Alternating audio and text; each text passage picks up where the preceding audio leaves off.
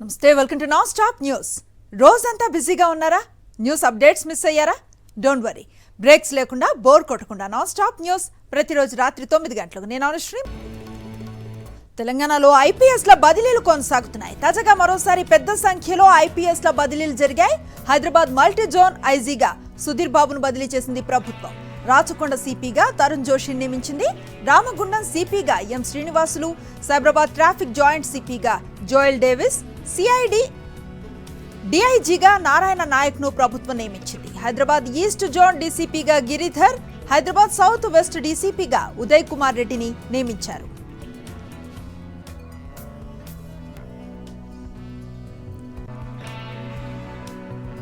Hyderabad task force డీసీపీగా సాధనా రష్మిని నియమించిన ప్రభుత్వం జోగులాంబ గద్వాల డీఐజీగా ఎల్ఎస్ చౌహాన్ ను, పోలీస్ అకాడమీ డిప్యూటీ డైరెక్టర్ గా మురళీధరన్ ను ట్రాన్స్ఫర్ చేసింది. కృష్ణా ప్రాజెక్టులపై తెలంగాణ అసెంబ్లీలో చర్చ సందర్భంగా ఉత్తమ్, హరీష్ రావు, కోమటిరెడ్డి, రేవంత్ రెడ్డిల మధ్య మాటల యుద్ధం జరిగింది. అధికార ప్రతిపక్ష సభ్యుల మధ్య చర్చ హోరాహోరీగా సాగింది. తప్పు మీదంటూ ఒకరిపై ఒకరు విమర్శనాస్త్రాలను సంధించుకున్నారు. ఆ మాటల యుద్ధం ఇప్పుడు చూద్దాం. మేము తెలంగాణ ప్రాజెక్ట్స్ అప్పజెప్పడానికి సిద్ధంగా లేము. మీరు బయట రాజకీయం ఏ దుష్ప్రచారం చేసినా ప్రజలు మిమ్మల్ని నమ్మే పరిస్థితిలో లేరు. మీరు నల్గొండలో సభ పెట్టుకోండి, ఎక్కడ సభ పెట్టుకోండి. చేసిన తెలంగాణకు చేసిన అన్యాయం కృష్ణా నదీ జలాలు మీరు మోసం చేసినరు. ప్రాజెక్టులు కేఆర్ఎంబీకి అప్పచెప్పమని మేము తీర్మానాన్ని ప్రవేశపెడుతున్నామని ఈరోజు కాంగ్రెస్ పార్టీ ముందుకు రావడం అంటే డెఫినెట్గా ఇది తెలంగాణ ప్రజల విజయం, బీఆర్ఎస్ పార్టీ విజయం. మేము రేపు నల్లగొండలో సభ పెట్టినాం గనక ఇవాళ ముందు రోజే సభలో తీర్మానం పెట్టి వాళ్ళు చేసిన తప్పులను సవరించుకున్నందుకు నల్గొండ రావాలంటే మన 60 రోజుల కింద ఎన్నికలు 60 రోజుల కింద జరిగిన అధ్యక్ష. ఎంత అధ్యక్ష? ఎక్కడ కూడా బొటాబొటి డిపాయిడ్ తెచ్చినాక 11 సీట్లల్లో ప్రజలు చెప్పుతో కొట్టినట్టు ఒక్కొక్క ఎమ్మెల్యే 60-70 వేలతో గెలిచినంటే నల్గొండ జిల్లాని మోసం చేసిండు కాబట్టి ఆ విధమైన రిజల్ట్ ఇచ్చాను. ఇవాళ అధ్యక్ష ఆ రోజు మా జిల్లాకు చెందిన మంత్రి ఉన్నట్టు దగ్గర 10 ఏళ్ళు ఇవాళ సభలో లేడంటే మొఖం లేక జగదీష్ రెడ్డి గారి గౌరవ శాసనప్పుడు ముఖంలో లేడు. ఎందుకంటే కేసీఆర్, హరీష్ రావు, జగదీష్ రెడ్డి కలిసి మా జిల్లాని నాశనం చేసిండు.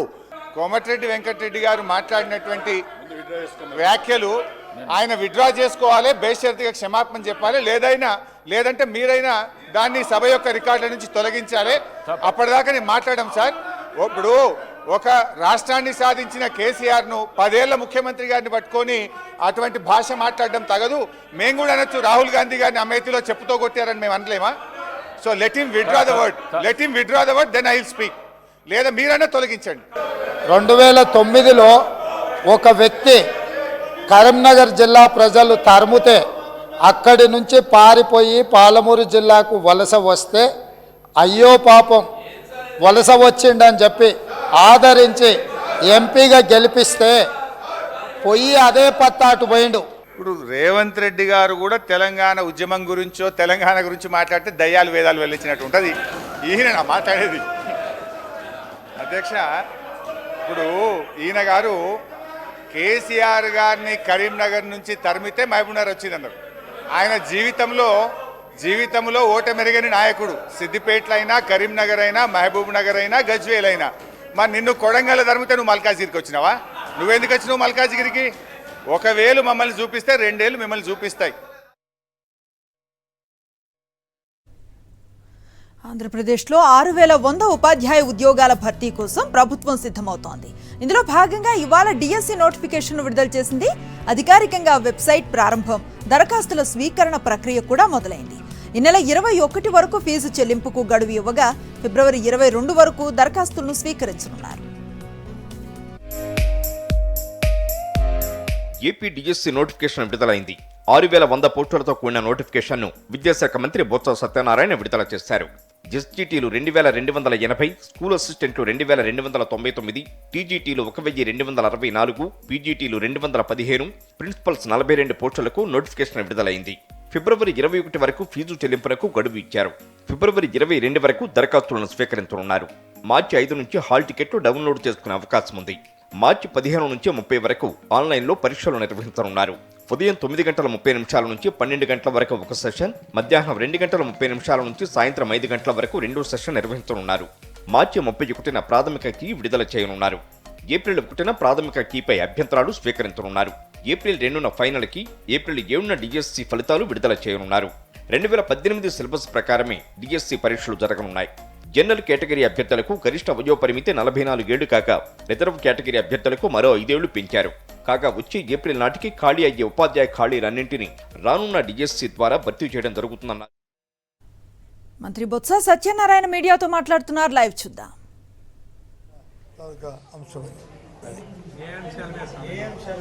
అవన్నీ ఉద్యోగ సంఘాలు చెప్తారు కదా, వాళ్ళని వాళ్ళు అడగండి.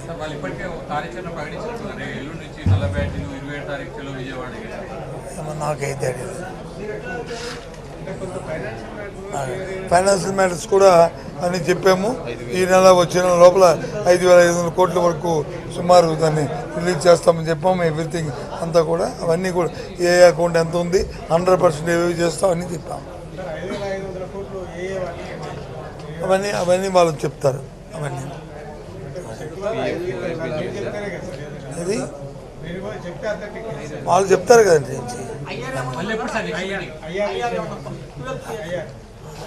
ఐఆర్ ప్రభుత్వం ఏమనుకున్నామంటే పిఆర్సీ త్వరితగతంగా చేసి ప్రకటిస్తే బాగుంటుందని ఆలోచన ఉంది.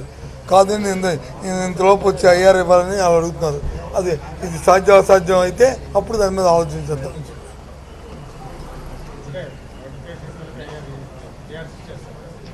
నోటిఫికేషన్ లోపలికి ఇచ్చేస్తాం. అవుద్దండి అది సాధ్యమా చెప్పండి. అవునండి, జీవో 5 ఇచ్చాము, పిఆర్సీ అపాయింట్ చేసినప్పుడు జీవో ఇచ్చాము. జీవో ఒకసారి త్రూ అవ్వండి, తెలుసా కదా. కంపెనీయా? ఏం కంపెనీ? కమిటీ వేసాము.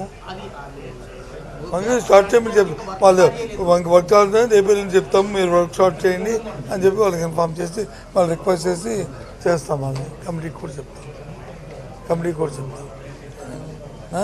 పెండింగ్లు ఏవైతున్నా అవన్నీ కూడా సిఎస్ గారికి, ఫైనాన్స్ సెక్రటరీకి అందరికీ కూడా చెప్పాము. త్వరితగతంగా కంప్లీట్ చేయండి అని చెప్పుకొచ్చాము. అలాగే వైజాగ్లో మన ఎంఆర్ఓ చనిపోయారు, దానికి ఎడ్యుకేషన్ ఉద్యోగం గురించి చెప్పలేదన్నది లేదా ఆ రోజే మేము ఇన్ఫార్మ్ చేసాము. మీరు ఏంటంటే మళ్ళీ ఇప్పుడు ప్రత్యేకించి దాని మీద రాతపూర్వకంగా కూడా ఇచ్చాం. 50 లక్షల ఎక్స్ట్రా ఇచ్చాం. ఆ ఇంట్లో ఒకరికి ఉద్యోగం. ఆ విషయం చెప్తాను, నేను చెప్తాను. ఉద్యోగ సంఘాల నేతలతో చర్చల అనంతరం మంత్రి బొత్స సత్యనారాయణ మీడియాతో మాట్లాడటాన్ని ఇప్పటివరకు లైవ్లో చూసాం. ఇక మిగతా వివరాలకు వెళదాం. విశాఖలో వైఎస్ఆర్ స్టేడియంలో ఆడదాం ఆంధ్ర రాష్ట్ర స్థాయి పోటీల ముగింపు వేడుకలకు ఏర్పాట్లు శరవేగంగా జరుగుతున్నాయి. ఈ ముగింపు వేడుకల ఏర్పాట్లు ఎమ్మెల్యే అవంతి శ్రీనివాస్, జిల్లా కలెక్టర్ మల్లికార్జునరావు పరిశీలించారు. రేపు జరిగే ఈ వేడుకలకు సీఎం జగన్ ముఖ్య అతిథిగా హాజరు కానున్నారు. విజేతలకు బహుమతులను అందజేయనున్నారు. అనంతరం క్రీడాకారులు ప్రజలనుద్దేశించి ప్రసంగించనున్నారు. క్రీడాకారుల్లో ఉన్న ప్రతిభను వెలికి తీయటం కోసమే ఆడదాం ఆంధ్ర కార్యక్రమానికి సీఎం జగన్ శ్రీకారం చుట్టారని వారు తెలిపారు. చంద్రబాబు, లోకేష్లపై MP Kesineni Nani hot comments చేశారు. 2014 ఎన్నికల్లో చంద్రబాబు రైతు రుణమాఫీ చేస్తానని నోటికొచ్చిన హామీ ఇస్తూ పోయారని, ఒక్కదాన్ని కూడా నెరవేర్చలేదని మండిపడ్డారు. బాబు ష్యూరిటీ అంటే బుద్ధి లేని కొడుకు లోకేష్ కు తన కొడుకు కుటుంబ సభ్యులకు గ్యారంటీ కోసమే అన్నారు. 2014లో డ్వాక్రా రుణాలు మాఫీ చేస్తారు. నేను కూడా అప్పుడు ఎంపీని. ఆయన పాదయాత్రలతో ఈ ప్రాంతంలో నేనే చూసే, మీ అందరికి తెలుసు. ఇష్టం వచ్చినట్టు నోటికి వచ్చినట్టు హామీలు ఇచ్చుకొని వెళ్ళేవాడు. ఒక్క హామీ నెరవేర్చలా. అదేంటంటే ఈ రాష్ట్రం విడిపోయింది అని చెప్పి లేనిపోయిన ఎన్ని చెప్పేవాడు. డ్వాక్రా రుణాలు చేయాల, రైతు రుణమాఫీ చేయాల, రకరకాలు చేసి ఇప్పుడు మళ్ళీ ఏంటది మన బాబు షూరిటీ భవిష్యత్తు గ్యారంటీ అని ఒక కార్డు పట్టుకుని తిరుగుతున్నారు. బాబు షూరిటీ భవిష్యత్తు గ్యారంటీ ఒకళ్ళకే, బుద్ధి లేని వాళ్ళ అబ్బాయికి గ్యారంటీ ఇస్తాడు. ఆయన కుటుంబానికి గ్యారంటీ ఇస్తాడు తప్ప ఆయన చెప్పేవన్నీ మళ్ళీ అబద్ధాలే, ఏమి చేయడు. వైఎస్ఆర్సీపీ రాజ్యసభ అభ్యర్థులు వైవి సుబ్బారెడ్డి, మేడా రఘునాథరెడ్డి, గొల్ల బాబురావు నామినేషన్ దాఖలు చేశారు. అంతకుముందు సీఎం జగన్ అభ్యర్థులకు బీఫామ్ అందజేశారు. ఈ ముగ్గురు అభ్యర్థులు క్యాంప్ ఆఫీస్ నుంచి అసెంబ్లీకి చేరుకుని నామినేషన్ దాఖలు చేశారు. రాజ్యసభ ఎన్నికల్లో విజయం తమదేనంటున్నారు వైఎస్ఆర్సీపీ అభ్యర్థులు. వచ్చే ఎన్నికల్లో వైఎస్ఆర్సీపీ విజయానికి నాంది పలుకుతామని అన్నారు. సీఎం జగన్ హయాంలో అన్ని వర్గాలకు సమన్యాయం జరుగుతుందన్నారు వైఎస్ఆర్సీపీ రాజ్యసభ అభ్యర్థులు. నిజంగా సార్వత్రిక ఎన్నికలకు ముందు జరిగేటువంటి రాజ్యసభ ఎన్నికల్లో మేము విజయ డంకా మోగించి సార్వత్రిక ఎన్నికల్లో 175 సీట్లకి 175 సీట్లు గెలుస్తాం, రాష్ట్రంలో ఒక చరిత్ర నిజంగా సృష్టిస్తామని చెప్పి మీ ద్వారా రాష్ట్ర ప్రజలందరికీ కూడా నేను విజ్ఞప్తి చేస్తూ ఈ సందర్భంగా ఒక్క విషయం మాత్రం చెప్పదలుచుకున్నాను. టీడీపీ నాయకుడు చంద్రబాబు నాయుడు గారు ఏం చేశారు, లాస్ట్ ఎలక్షన్స్ లో మా దళిత సామాజిక వర్గానికి చెందినటువంటి వర్ల రామయ్య గారికి సీట్ ఇస్తానని చెప్పి ఆఖరికి కరకట్ట వరకు వచ్చిన తర్వాత కుటుంబంతో నీకు సీటు లేదు వెనక పొమ్మన్నాడు. ప్రతిపక్షాలపై మంత్రి అంబటి రాంబాబు విమర్శలను గుప్పించారు. నరసరావుపేట ఎంపీ అభ్యర్థిగా బీసీ నేత అనిల్ కుమార్ యాదవ్ను ప్రకటించగానే టీడీపీ నేతలు వణికిపోతున్నారన్నారు. ఎవరిని అభ్యర్థిగా పెట్టాలో వారికే అర్థం కావటం లేదని ఎద్దేవా చేశారు. చంద్రబాబు, పవన్ కళ్యాణ్లవి అనైతికమైన పొత్తులన్నారు. అసలు జనసేన ఎవరితో పొత్తులో ఉందో తెలియని పరిస్థితి అని విమర్శించారు మంత్రి అంబటి. మా ప్రత్యర్థి పార్టీలు ఏం చేయాలో అర్థం కానటువంటి పరిస్థితి, వాళ్ళు ఎవరిని పెట్టాలో ఇంతవరకు నిర్ణయించుకోలేని పరిస్థితిలో ఉన్నారు. ఏదైనా జగన్మోహన్ రెడ్డి గారే ఒక అడుగు ముందులో ఉన్నారు వాళ్ళ రాష్ట్రంలో. మీ అందరూ చూస్తున్నారు, మేము సిద్ధం అంటున్నాం, వాళ్ళు రా కదలరా అంటున్నారు. వాళ్ళు రా కదలరా అంటున్నారు. వాళ్ళు వచ్చేసరికి మేము యుద్ధాన్ని పూర్తి చేస్తాం, విజయం వైపు ముందుకు వెళతాం. రాష్ట్రంలో ఉన్నటువంటి అన్ని నియోజకవర్గాల్లో కూడా అభ్యర్థుల్ని ఖరారు చేసుకుని ముందుకు వెళుతున్నటువంటి సందర్భం ఇది. ఇంకా వాళ్ళు పొత్తులు, జిత్తులు, ఎత్తులు ఏదేదో చేస్తున్నారు. షర్మిల చంద్రబాబు వదిలిన బాణం అంటూ మంత్రి రోజా ధ్వజమెత్తారు. వైఎస్ఆర్ బిడ్డ అని చెప్పుకోవటం తప్ప ఆయన కోసం ఆమె చేసిందేమీ లేదన్నారు. వైఎస్ఆర్కు నిజమైన వారసుడు సీఎం జగన్ ఒక్కరేనని చెప్పారు. వైఎస్ఆర్ ఆశయాల కోసం సీఎం జగన్ పనిచేస్తూ ఉంటే వైఎస్ఆర్ ఆత్మ క్షోభించే విధంగా షర్మిల పనిచేస్తున్నారని మండిపడ్డారు రోజా. నేను వైఎస్ఆర్ బిడ్డ అని చెప్పుకోవడం తప్ప వైఎస్ఆర్ గారికి పేరు తెచ్చే విధంగా ఏమైనా ఒక మంచి పని చేసిందా అంటే ఏమీ చేసింది లేదు. ఏ రాష్ట్రాన్ని కాంగ్రెస్ విచ్ఛిన్నం చేసిందో, ఏ కాంగ్రెస్ అయితే రాజశేఖర్ రెడ్డి గారు చనిపోయాక ఆయన పేరుని ఎఫ్ఐఆర్ లో పెట్టిందో, ఏ కాంగ్రెస్ అయితే ప్రత్యేక హోదా లేకుండా ఈరోజు ఆంధ్రప్రదేశ్ ని సర్వనాశనం చేసే విధంగా విభజన చేసిందో, అలాంటి కాంగ్రెస్ లోకి జాయిన్ అయ్యి ఈరోజు జగనన్న మీద మన మీద విషం చెమ్మటం మీ అందరూ కూడా గమనించాలి. వాంతులు, విరోచనాలకు కారణమేంటో పూర్తి స్థాయిలో విచారణ జరుగుతోందని, ప్రజలెవరూ భయపడాల్సిన అవసరం లేదన్నారు మంత్రి విడుదల రజని. గుంటూరు ఆసుపత్రిలో చికిత్స పొందుతున్న బాధితులను ఆమె పరామర్శించారు. వాంతులు, విరోచనాలతో ఆసుపత్రికి వచ్చే వారికి మెరుగైన వైద్యాన్ని అందిస్తున్నామన్నారు. ఈ ఘటనపై వైద్యాధికారులతో మంత్రి విడుదల రజని సమీక్షా సమావేశం నిర్వహించారు. నగరంలో అనేక ప్రాంతాల్లో వాటర్ శాంపిల్స్ ను సేకరించామని, ఎక్కువగా వాంతులు, విరేచనాలు వస్తూ ఉన్న ప్రాంతాల్లో సర్వే చేస్తున్నామన్నారు. దీనికోసం ప్రభుత్వం అన్ని చర్యలు తీసుకుంటుందని తెలిపారు మంత్రి విడుదల రజని. మన గుంటూరు జనరల్ హాస్పిటల్కి సంబంధించి 75 మంది పేషెంట్స్ ఆశ్రయించగా 15 మందిని ఇప్పటివరకు కూడా మనం డిశ్చార్జ్ చేయడం జరిగింది. పూర్తిగా హౌస్ హోల్డ్ సర్వేని ఇంత పెద్ద ఎత్తున కూడా చేపట్టి అండ్ ఆన్ గోయింగ్ ఇంకా రెస్ట్ మిగిలిన హౌస్ హోల్డ్స్ ని కూడా ఈ 15,312 హౌసెస్ కూడా ఇంకా జరుగుతున్నాయి, ఆన్ గోయింగ్. సో ఇవి కూడా మనం పూర్తిగా కంప్లీట్ చేసుకుంటాము. అట్ ది సేమ్ టైం ఈ వాటర్ కి సంబంధించిన శాంపిల్స్ కావచ్చు, ఫుడ్ శాంపిల్స్ కావచ్చు, రకరకాలుగా ఈ శాంపిల్స్ అన్ని కూడా కలెక్ట్ చేసి మనం ల్యాబ్స్ కి పంపించడం జరిగింది. ఈ రిపోర్ట్స్ ని బట్టి మనకు ప్రిలిమినరీగా కాజ్ ఏంటనేది ఒక అంచనాకు వస్తుంది. ఎవరు కూడా దయచేసి పానిక్ అవ్వద్దని చెప్పి తెలియజేస్తా ఉన్నాం. వైఎస్ఆర్ కాంగ్రెస్ పార్టీ అందిస్తూ ఉన్న సంక్షేమ ఫలాలను చూసి టీడీపీ పచ్చ మొక్కలు ఓర్వలేకపోతున్నాయి. గ్రామాల్లో హోర్డింగులు కడుతున్న వారిపై విచక్షణ రహితంగా దాడులు చేస్తున్నారు. దెందులూరు నియోజకవర్గం పెదవేగి మండలం కొప్పాక గ్రామంలో వైఎస్ఆర్సీపీ శ్రేణులపై టీడీపీ నాయకులు దాడికి దిగారు. గాయపడ్డ వారిని ఏలూరు ప్రభుత్వాసుపత్రికి తరలించారు. ప్రభుత్వాసుపత్రిలో బాధితులను ఎమ్మెల్యే అబ్బయ్య చౌదరి పరామర్శించారు.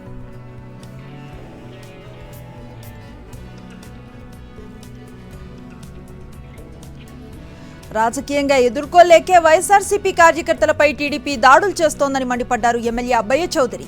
ఏలూరు జిల్లా పెదవేగి మండలం కొపాక గ్రామంలో టీడీపీ శ్రేణుల దాడిలో గాయపడి ఆసుపత్రిలో చికిత్స పొందుతున్న వైఎస్ఆర్సీపీ కార్యకర్తలను ఆయన పరామర్శించారు. సిద్ధం సభ సక్సెస్ ను టీడీపీ ఓర్వలేకపోతోందన్నారు. శబరినాథ్ అనే చిరు వ్యాపారి సీఎం జగన్ పై అభిమానంతో digital campaign board cycle shop పై పెట్టాడనే అక్కస్తో దాడులు చేయటం హేయమైన చర్య అని ఆగ్రహాన్ని వ్యక్తం చేశారు.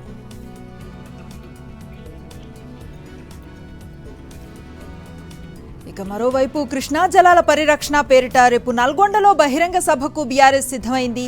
రేపు ఉదయం 9 గంటలకు బీఆర్ఎస్ ఎంపీలు, ఎమ్మెల్యేలు, ఎమ్మెల్సీలు 3 బస్సుల్లో నల్గొండకు వెళ్లనున్నారు. ఈ భారీ బహిరంగ సభకు ముమ్మరంగా ఏర్పాట్లు చేస్తున్నారు బీఆర్ఎస్ శ్రేణులు.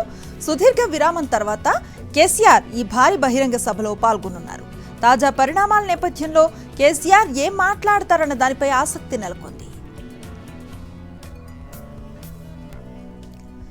మేడిగడ్డ బ్యారేజ్ డ్యామేజీని ఎమ్మెల్యేలకు చూపించేందుకు రాష్ట్ర ప్రభుత్వం సిద్ధమైంది. రేపు మేడిగడ్డ సందర్శనకు CM Revanth Reddy, deputy CM Mallu Bhatti Vikramarka సహా మంత్రులు, ఎమ్మెల్యేలంతా తరలి వెళ్లనున్నారు. అసెంబ్లీ నుంచి మేడిగడ్డకు 3 బస్సులను ఏర్పాటు చేశారు. మంత్రులు, ఎమ్మెల్యేలు బస్సుల్లో రావాలని సీఎం రేవంత్ రెడ్డి ఆదేశించారు. అయితే ఈ పర్యటనకు రాలేమని బీజేపీ ఎమ్మెల్యేలు తెలిపారు. తాము కూడా కాళేశ్వరానికి వెళ్లాల్సిన అవసరం లేదని బీఆర్ఎస్ ఎమ్మెల్యేలు సైతం చెప్పినట్లుగా తెలుస్తోంది. దీంతో ఈ పర్యటనకు కాంగ్రెస్ ఎమ్మెల్యేలు మాత్రమే వెళ్లే అవకాశం కనిపిస్తోంది.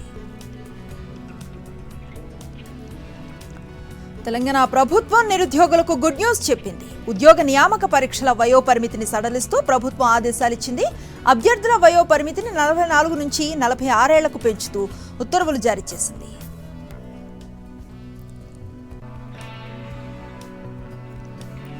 హెచ్ఎండిఏ మాజీ director Shiva Balakrishna bail petition ACB court కొట్టేసింది. అక్రమాస్తుల కేసులో అరెస్ట్ అయ్యాడు శివబాలకృష్ణ. ఇప్పటివరకు జరిపిన సోదాల్లో శివబాలకృష్ణకు చెందిన 250 కోట్ల విలువైన అక్రమాస్తులను గుర్తించారు. కాకినాడ నడి సముద్రంలో ఉప్పాడ మత్స్యకారులకు పెను ప్రమాదం తప్పింది. ఇంజన్ పేలి మత్స్యకారులు బోటు అగ్ని ప్రమాదానికి గురై పూర్తిగా కాలిపోయింది. అప్రమత్తమైన మత్స్యకారులు సముద్రంలోకి దూకి వేరే బోట్ ఎక్కారు. ప్రమాద సమయంలో బోట్లో 11 మంది మత్స్యకారులు ఉన్నట్లుగా తెలుస్తోంది. గమనించిన నేవీ సిబ్బంది షిప్ సాయంతో మంటలను అదుపు చేశారు.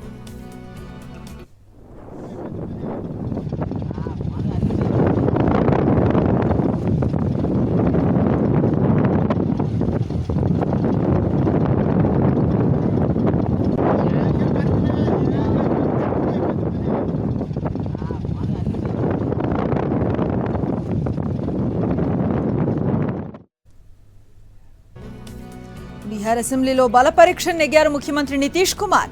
ఆయన ప్రవేశపెట్టిన విశ్వాస తీర్మానానికి అనుకూలంగా 129 మంది ఎమ్మెల్యేలు ఓటేశారు. సభలో బల నిరూపణకు కావాల్సిన సభ్యుల సంఖ్య 122.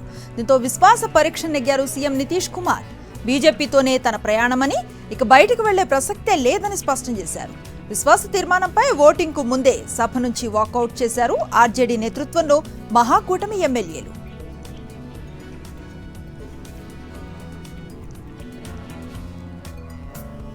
ఆమ్ ఆద్మీ పార్టీ నేత, ఢిల్లీ మాజీ డిప్యూటీ సీఎం మనీష్ సిసోడియాకు స్వల్ప ఊరట దక్కింది. మద్యం కుంభకోణం కేసులో అరెస్ట్ అయిన ఆయనకు మధ్యంతర బెయిల్ మంజూరైంది.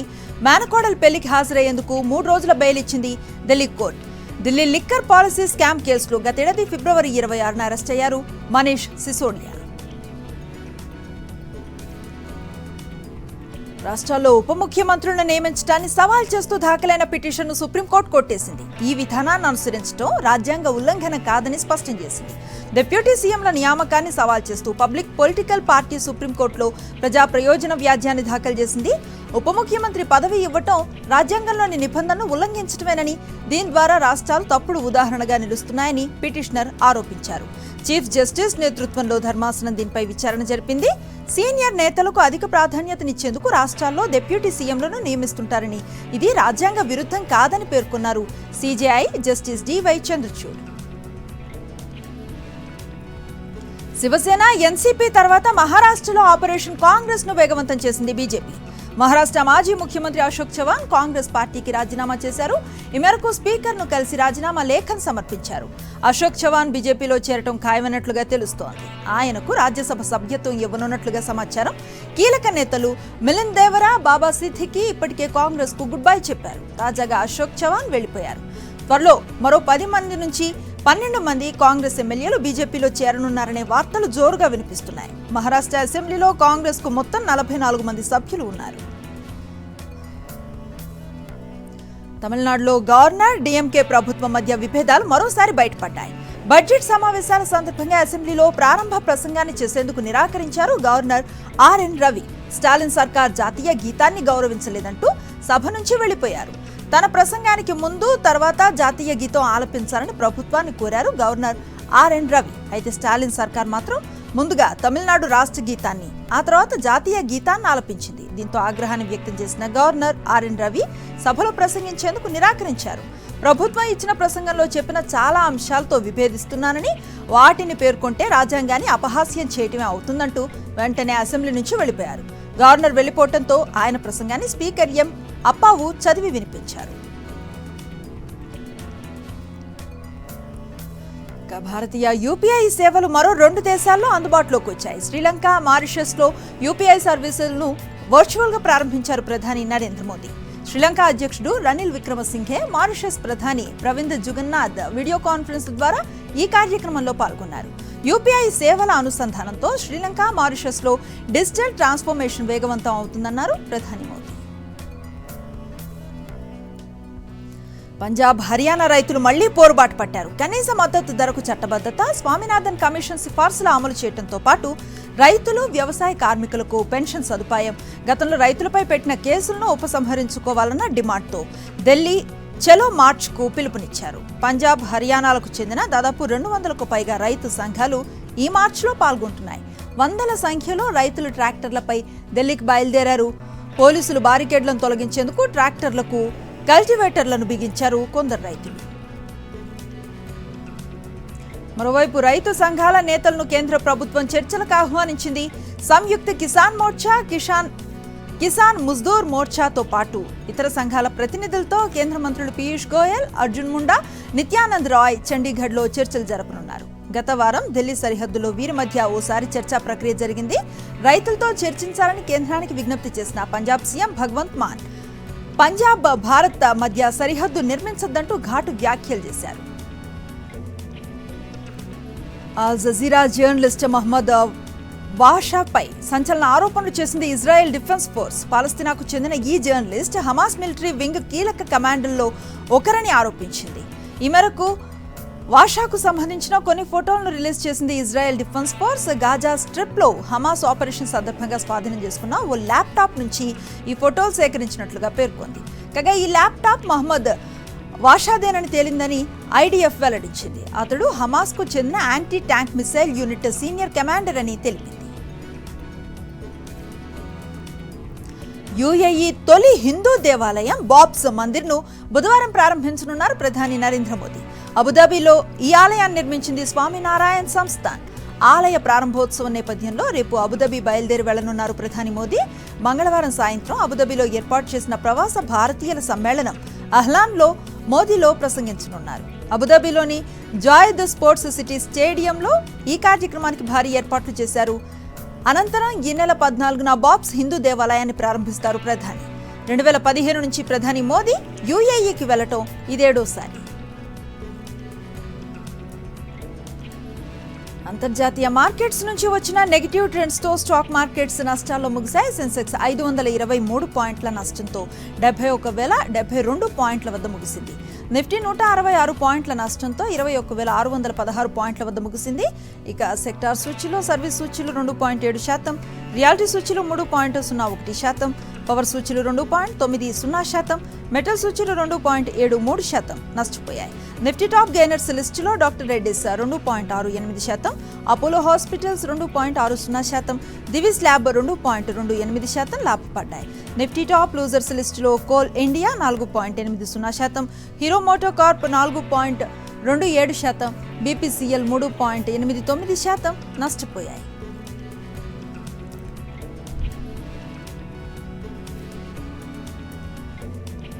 సినిమా విశేషాల సమాహారం స్క్రీన్ 90 ఇప్పుడు చూద్దాం.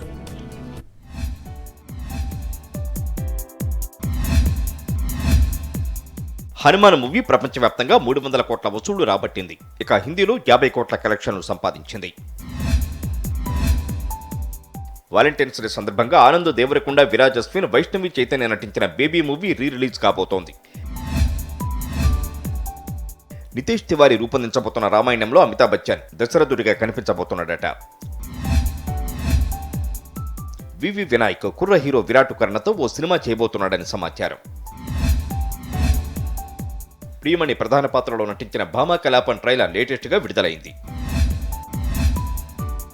సుధీర్ బాబు హీరోగా నటిస్తున్న హరూమ్ హరా మూవీ నుంచి మొదటి సింగిల్ రాబోతోంది. ఫిబ్రవరి 14న విడుదల కాబోతోంది. యాత్ర 2 మూవీకి పాజిటివ్ రెస్పాన్స్ వచ్చింది.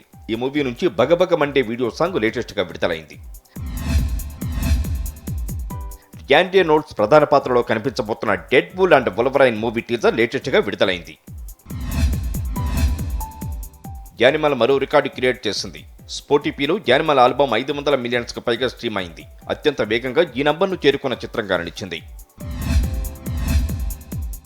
వెంకీ కుడుమల నితిన్ కాంబోలో రాబిన్ హుడ్ మూవీ రాబోతోంది. ఈ మూవీలో బాలీవుడ్ యాక్టర్ సంజయ్ దత్ ప్రధాన పాత్రలో కనిపించబోతున్నాడట.